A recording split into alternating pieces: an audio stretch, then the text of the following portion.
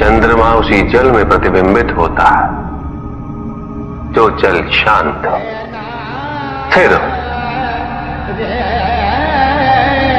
यही तो समस्या होती है मन की। मन कभी भी शांत नहीं हो पाता है। जहां शांति नहीं वहां कुछ भी नहीं रुकता।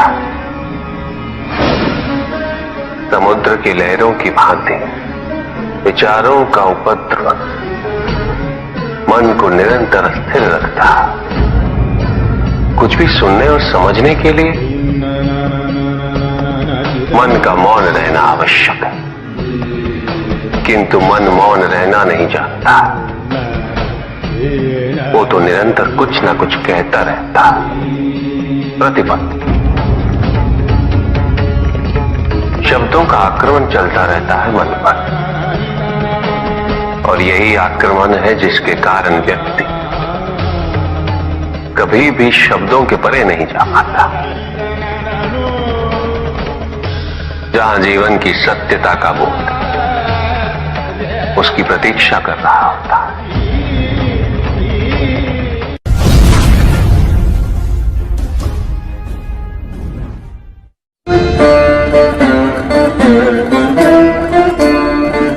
मैं वो हूं जो नहीं है,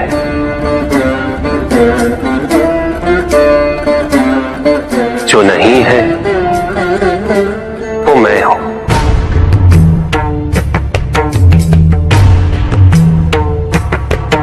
चिरकाल तक सभी को यह स्मरण रहे, जब आप में श्वास है तो मैं आप में हूं। देव देव महादेव शिवा, देव देव। और जिस क्षण आप में श्वास नहीं तब आप मुझ पे हैं। देव शिवा, देव देव महादेव।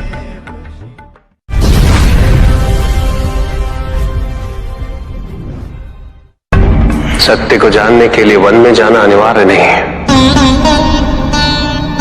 अपने निजी, पारिवारिक और सामाजिक दायित्वों का परित्याग भी आवश्यक नहीं है। सत्य तो सदैव हमारे साथ है, हमारे सामने है, किंतु हम स्वयं धीरे धीरे उस पे अपने क्रोध, अपने अहम, भय, विचार और महत्वाकांक्षाओं जैसे कई आवरण चढ़ा देते हैं। सत्य हमसे नहीं, हम स्वयं सत्य से दूर हो जाते हैं।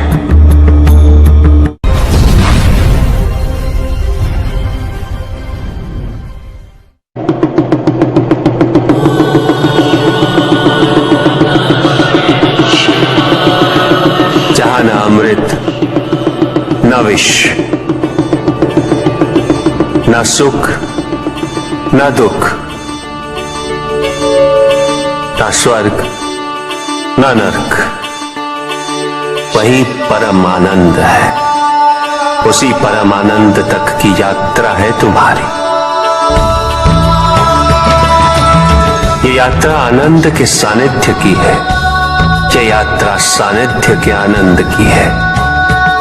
और इस यात्रा में मैं प्रतिपल तुम्हारे साथ हूं।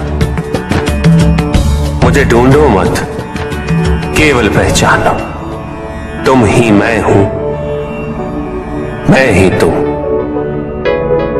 हर आरंभ का मैं ही अंत हूं, और हर अंत सदैव मेरा ही आरंभ होगा।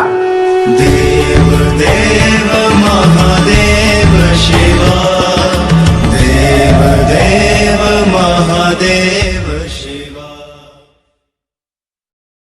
तुम्हारे साथ छल तुम्हारी अपनी इच्छाओं ने किया है, तुम्हारे हट ने किया है, तुम्हारी अपनी सोच ने किया है। ये रहस्य नहीं कि प्रत्येक आत्मा मुक्ति की इच्छुक होती है। जो मरता है वो है पंचभूतों से निर्मित शरीर।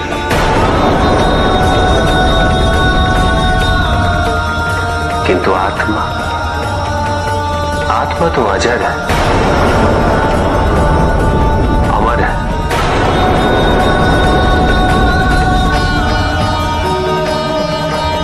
जिसकी यात्रा मोक्ष पर संपूर्ण होगी।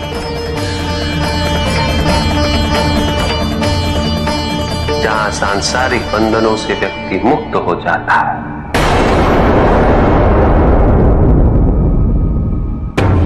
सारी इच्छाएं लुप्त हो जाती। किंतु तुमने तो कभी सत्य की खोज ही नहीं की। तुम तो सदैव उन तत्वों को ढूंढते रहे जो तुम्हारे अहंकार के पोषण हेतु आवश्यक थे।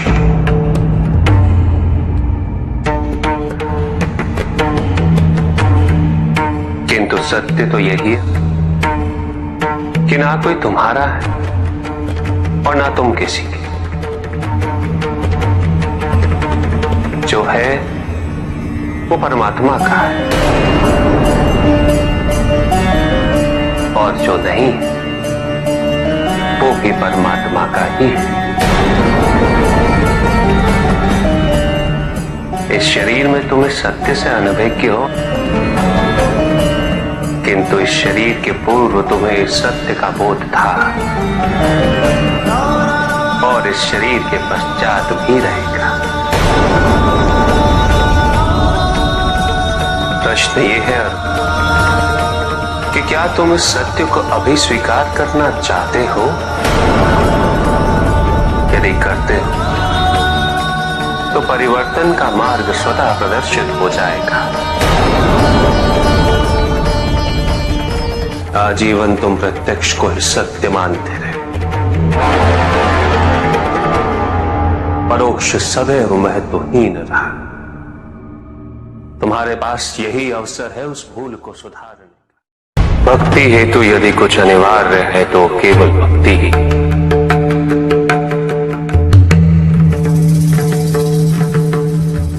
किंतु प्रश्न ये है कि क्या आपकी भक्ति संपूर्ण है?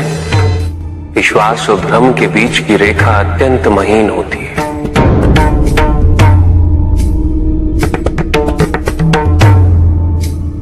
असंख्य व्यक्ति ये नहीं समझ पाते कि उनका विश्वास है या भ्रम।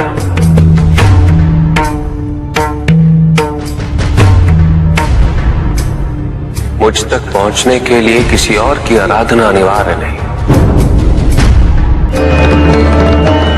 मेरे सच्चे भक्त तो मुझे किसी भी रूप में पूज सकते, किसी भी रूप में प्राप्त कर सकते। ओम नमः शिवाय।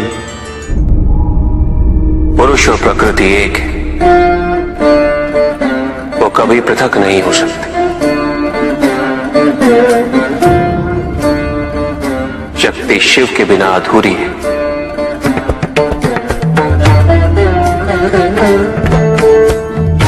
और शिव तो शक्ति के बिना शव के समान है।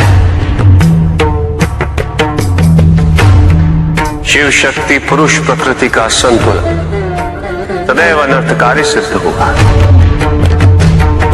शरीर में यदि स्त्री तत्वों की ऊर्जा नहीं तो शरीर निर्जीव है।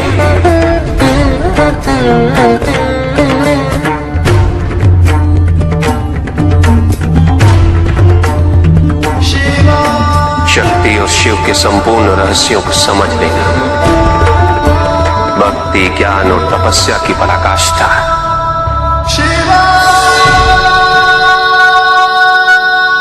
जब ज्ञान के लिए शब्द पर्याप्त ना हो, उदाहरण प्रस्तुत करना अनिवार्य हो जाता है। केवल आपके लिए ही नहीं, अपितु आपके माध्यम से समस्त संसार को शिव और शक्ति की संयुक्ता से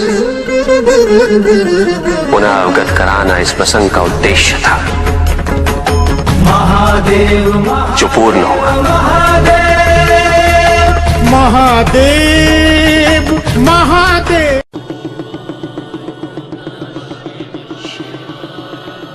जहां न अमृत न विष, न सुख न दुख, ना स्वर्ग ना नरक, वही परम आनंद है। उसी परम आनंद तक की यात्रा है तुम्हारी। ये यात्रा आनंद के सानिध्य की है। ये यात्रा सानिध्य के आनंद की है। और इस यात्रा में मैं प्रतिपल तुम्हारे साथ हूं। मुझे ढूंढो मत, केवल पहचानो, तुम ही मैं हूं, मैं ही तुम।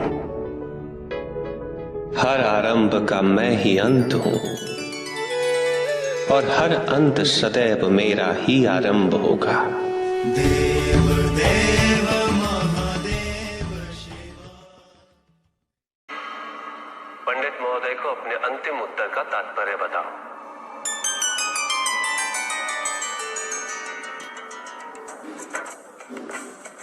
तात्पर्य यह है पंडित जी,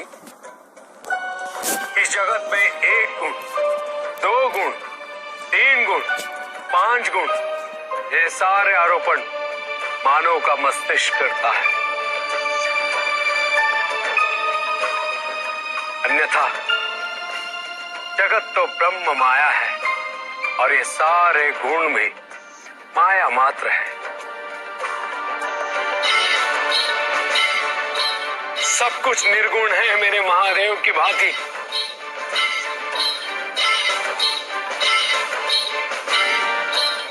और गुण तो मात्र लीला का नाम है। साधु साधु साधु साधु। किंतु प्रभु, ऐसा कोई ज्ञान तो इस संसार में है ही नहीं। वेद तो ईश्वर की आराधना, व्रत, तप, ज्ञान आदि क्रियाओं से करना सिखाता है। तो फिर निर्गुण वाली बात सत्य कैसे हो सकती है? वेद में ही सारा ज्ञान है पंडित महोदय। वेद का सही अर्थघटन करना इस समय संभव नहीं। अनंत शिव। प्रजापिता ने वेद के मंत्र दी ताकि मनुष्य मात्र अपने गुणों के माध्यम से निर्गुण तक पहुंच सके।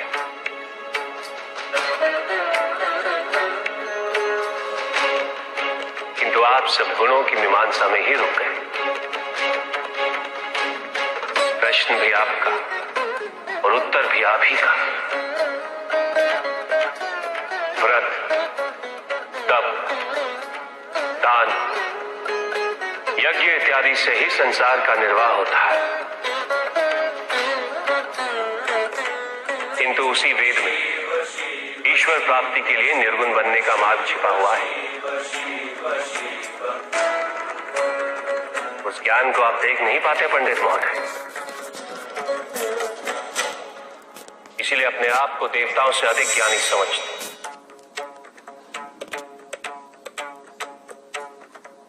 पंडित महोदय, ज्ञान का भ्रम अज्ञानता का प्रथम लक्षण है।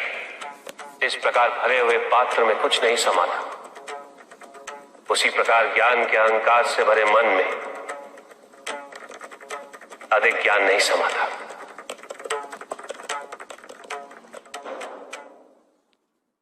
पूछ सकता हूं? अवश्य ऋषि कश्यप। जहां प्रश्न नहीं वहां जिज्ञासा नहीं, और जहां जिज्ञासा नहीं होती वहां ज्ञान की वृद्धि नहीं हो सकती।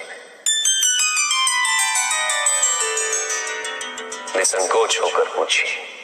प्रभु, आप तो कालोपरी हैं, सर्वज्ञ हैं, त्रिकालदर्शी हैं। चारों ओर ये जो अज्ञान का अंधकार फैल रहा है, उसमें ज्ञान का मूल अर्थ कहीं ना कहीं खोता जा रहा। मेरा आपसे विनम्र निवेदन है प्रभु, किसी अन्य विषय पर चर्चा आरंभ करने से पूर्व हमारे और इस समस्त संसार के कल्याण और मार्गदर्शन हेतु आप ज्ञान की मूल परिभाषा से एक बार हमें पुनः अवगत करवाएं। ज्ञान और अज्ञान की परिभाषा को स्पष्ट रूप से समझने के लिए की विशेषताओं का स्मरण करना आवश्यक है। जिसके कारण स्वार्थ, विनाश, क्रूरता, अशांति और भय में वृद्धि हो, वह ज्ञान है।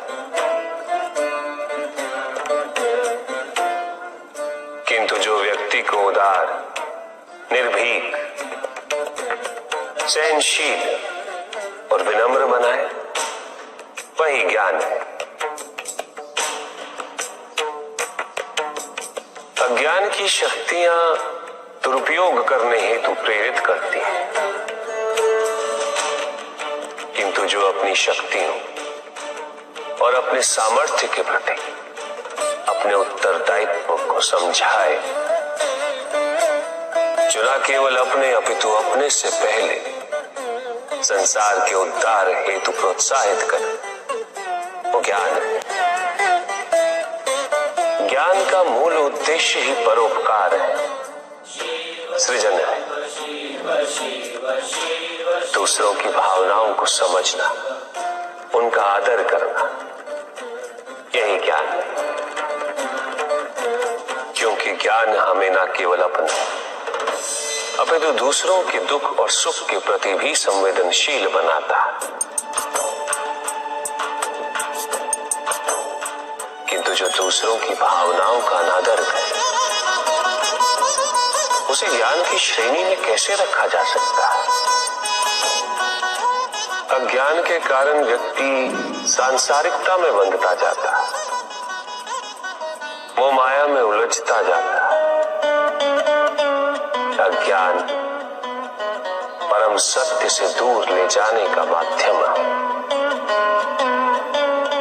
किंतु ज्ञान व्यक्ति को परम सत्य की ओर ले जाता है। ज्ञान मुक्तिदायक है, मोक्ष का मार्ग है,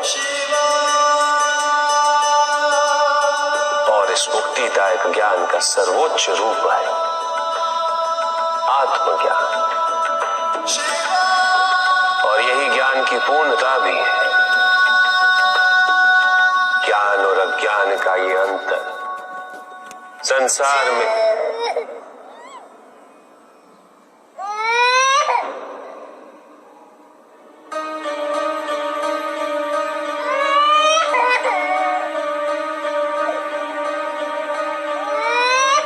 ऋषि कश्यप, ये तो किसी शिशु का क्रंदन है।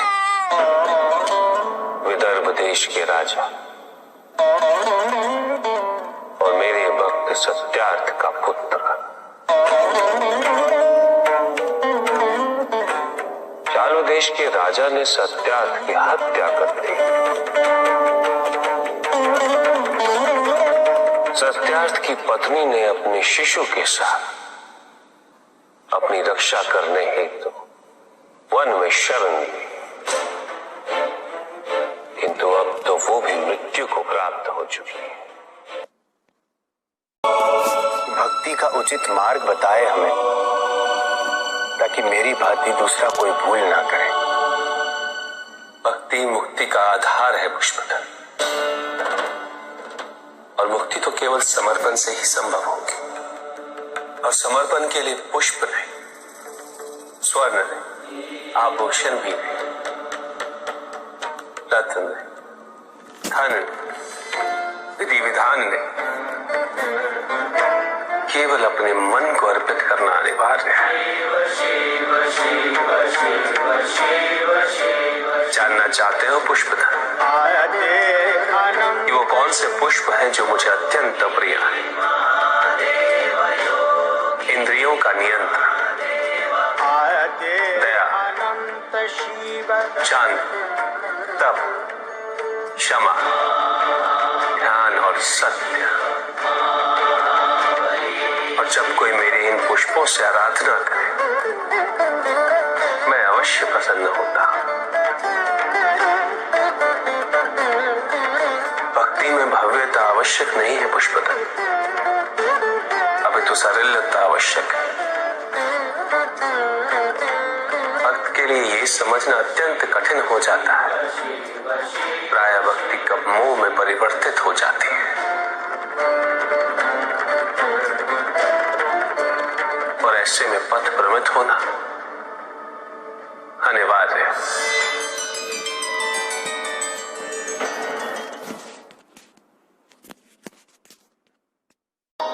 किंतु पिताजी, कुछ व्यक्ति अहिंसा का व्रत कर रहे हैं, किंतु अधिकांश व्यक्ति तो शस्त्रों से सुसज्जित होकर घूम रहे हैं।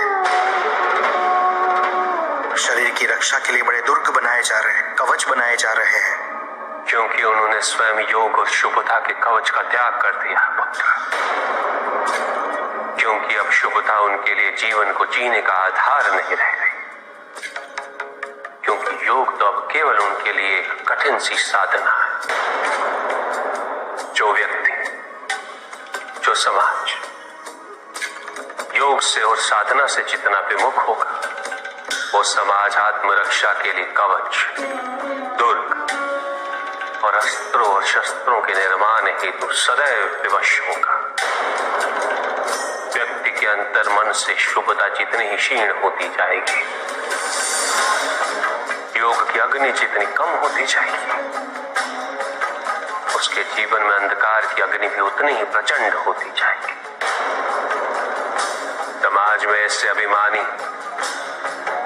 और अहंकारी व्यक्तियों की संख्या सदैव बढ़ती रहेगी पुत्र। समाज में उतनी ही तीव्रता से युद्ध और अस्त्रों के अनुनाद की दिशा में अग्रसर होगा। किंतु पिताजी, जो समाज योग शुभता से विमुख होता जा रहा है, उन्हें कैसे लौटाया जाए? प्रयत्न चाहे एकमात्र किसी के भी धरातल पे चले, जब तक सृष्टि के किसी भी अंश, जब तक एक प्राणी की शुभता और योग के द्वारा इस समाज को संचालित करने के लिए प्रयत्नशील रहेगा, जब तक वो शुभता और योग को केवल शोभा की वस्तु नहीं समझेगा, तब तक सृष्टि में शुभता की पराजय असंभव है पुत्र। तब तक योग, बल और शुभता का समापन नहीं हुआ है। परिस्थितियां कैसी भी विकट हो पुत्र, अहंकार के अंधकार का आवरण चाहे कितना भी घना हो, आध्यात्म योग और शुभता का एक लघु दीपक भी सदैव उस पर विजयी होता रहेगा। मेरा एक कथन सदैव स्मरण रखना पुत्र, मन के हारने से हार और मन की जीत में ही जीत होती है। अपने मन से शुभता और योग को तुम कभी भी विस्थापित नहीं होने देना।